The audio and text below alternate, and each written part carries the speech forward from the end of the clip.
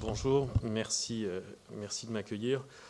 De tout ce que j'ai pu entendre de ce débat, on fait très souvent référence à cet futur élargissement en ayant en tête les anciens élargissements.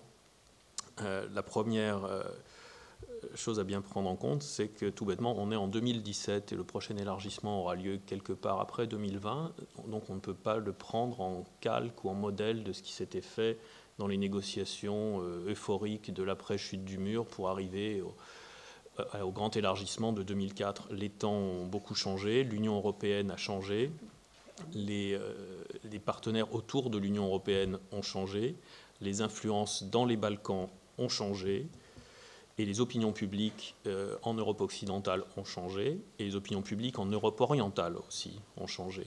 On est donc dans un cadre totalement différent qui implique de devoir avancer à pas lents et mesurés, mesuré pour être sûr, mais pas trop lent pour ne pas décourager un processus, mais assez lent pour s'assurer que l'ensemble sera sérieux. Donc c'est quand même un jeu d'équilibre qui va être assez difficile, mais qui avance à bonne allure quand même, mais qui va piano va sano.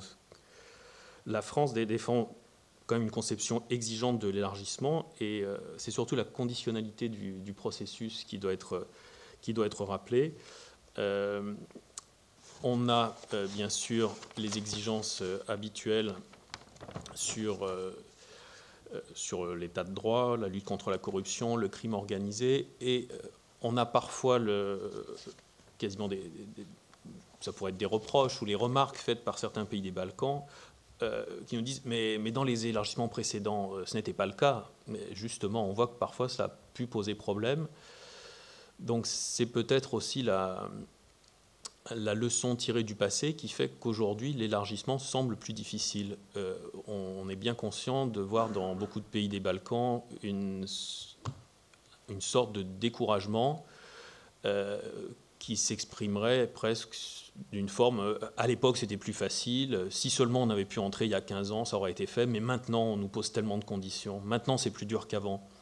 Ce qui n'est pas faux. Ce qui n'est pas faux.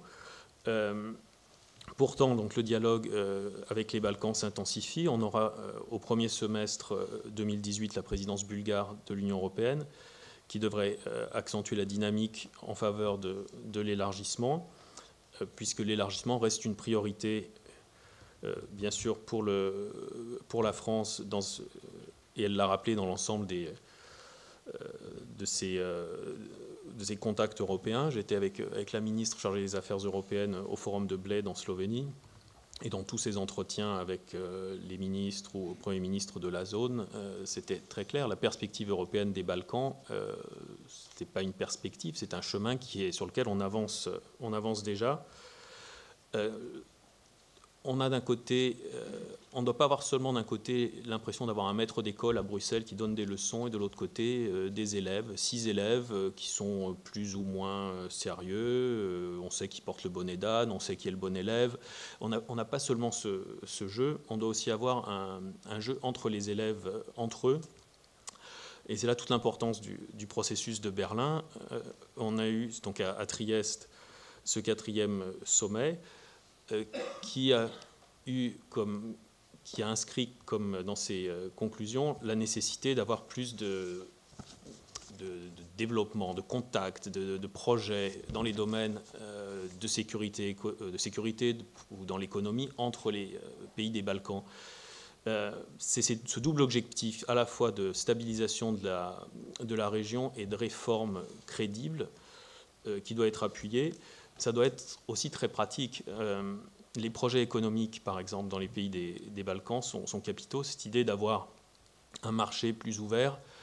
Et là, quand on est dans une position en Europe occidentale, on le voit très bien depuis Bruxelles également, on voit parfois qu'il y a encore un grand chemin à faire. La nécessité d'intégration économique, elle ne se fera pas seulement dans un dialogue unique entre Bruxelles et chaque pays des Balkans, mais entre les pays des Balkans eux-mêmes. Quand on a je ne citerai personne, mais un pays qui décide soudain de mettre des taxes énormes sur les fruits et légumes, donc ça bloque tous les camions de son voisin, etc. Et 3 jours après, mesure de réciprocité, on décide de bloquer, je ne sais quoi, la viande du voisin. Et ensuite, évidemment, on s'accorde et tout cela disparaît. Vu d'Europe occidentale et vu des opinions publiques, cela ressemble à de mauvais jeux dans un bac à sable. Donc c'est ce genre de pratique qui devrait cesser.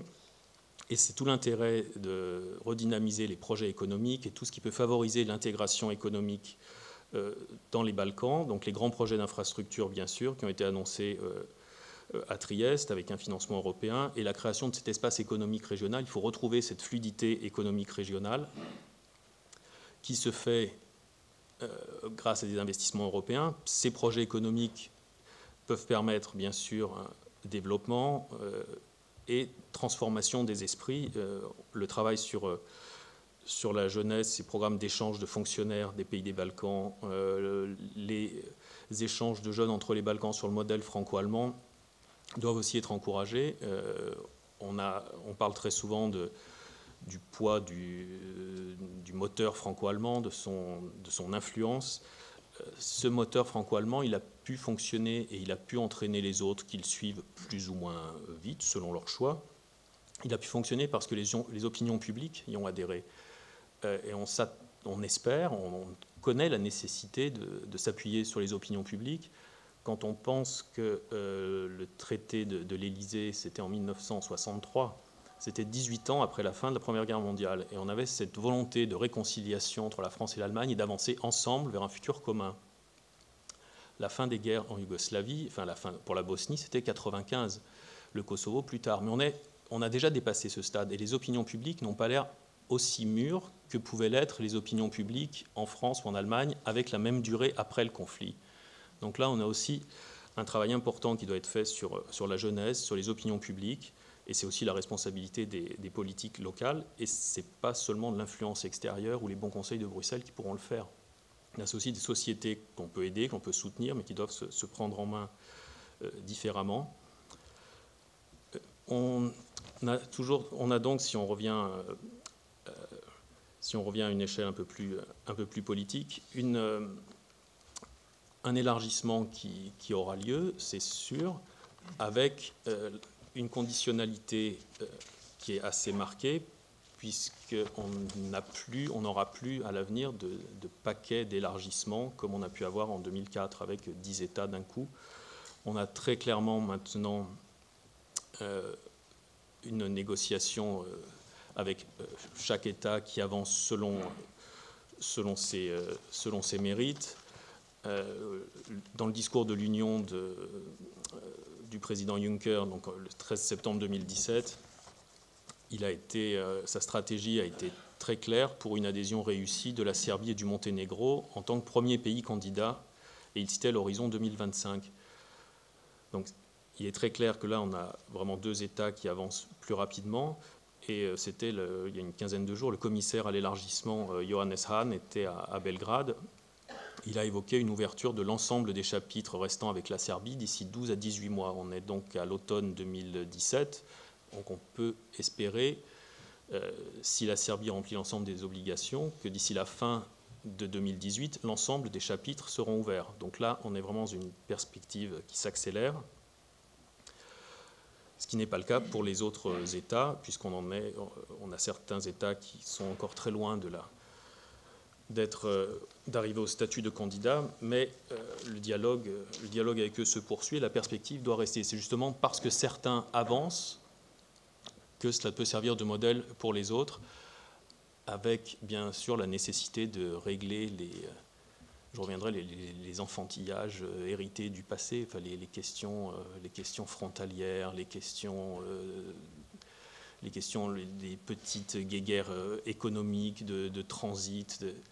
C'est quelque chose qui fait énormément de mal à l'opinion publique dans chaque pays, particulièrement dans le pays voisin, et qui, vu de l'extérieur, ne peut que ralentir ce processus et donner l'impression que les politiques ne vont pas assez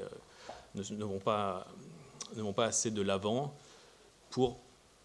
dans leur offre de dialogue et dans leur volonté de régler ces conflits. Et pour les opinions publiques occidentales et orientales, c'est quelque chose qui ne présente pas quand même une très bonne image. On ne parle pas seulement des opinions publiques occidentales. C'est vrai que par rapport à il y a 15 ans, les opinions publiques en Europe occidentale ont changé. Et en Europe orientale également, on a évoqué les pays de Visegrad. C'est pour ça qu'il est très important que la Pologne, qui souhaite s'associer au processus de Berlin, puisse le faire pleinement. L'élargissement de l'Union européenne ne pourra pas se faire que dans un dialogue unique entre Bruxelles et chacun des pays des Balkans. Ça doit être un dialogue avec aussi l'ensemble des États et les sociétés civiles, et l'Europe orientale, de par sa proximité historique et géographique avec les Balkans, a un rôle très important à jouer. C'est pour ça qu'on attend beaucoup de la présidence bulgare en 2018, qui va remettre les Balkans au centre des sujets européens, ce dont on se félicite, puisque la perspective d'élargissement, c'est plus une perspective, c'est une réalité qui est en marche, mais à des allures différenciées. Voilà.